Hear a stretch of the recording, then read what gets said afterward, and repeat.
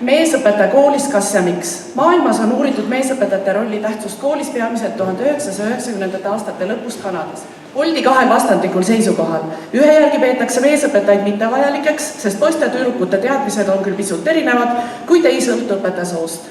Teised uurijad leiavad, et meesõpetajaid on vaja, kuna nad on koolis kui kasvatusasutuses eelkõige oma soorolli eeskujuks. Eestis pole uuringuid meesõpetajate kohta pigem läbi viidud. 2015. aasta andmetel oli Eesti üldhariduskoolides vaid 15% õpetajatest mehed ehk pisut üle 2000. Mehed õpetavad pigem reaal- või loodusvaldkonnas. Suurim sooline tasakaal ongi saavutatud füüsikaõpetajate toel, kus pea pooled õpetajatest on mehed. Eestis on selliseid koole, kus meesõpetajaid pole üldse, kuid enamus koolides on neid 4. Kohtjärve gümnaasiumi kodulehe andmetel on meil 37 õpetajat, nendest mehi 14 ja naisi 23, mis teeb vastavalt 38 ja 62%, mis omakorda tähendab, et mehi on 2/5 ja naisi 3/5. Noormehed tõestagem, et mehed sobivad õpetajateks kui rosikas silmaauku.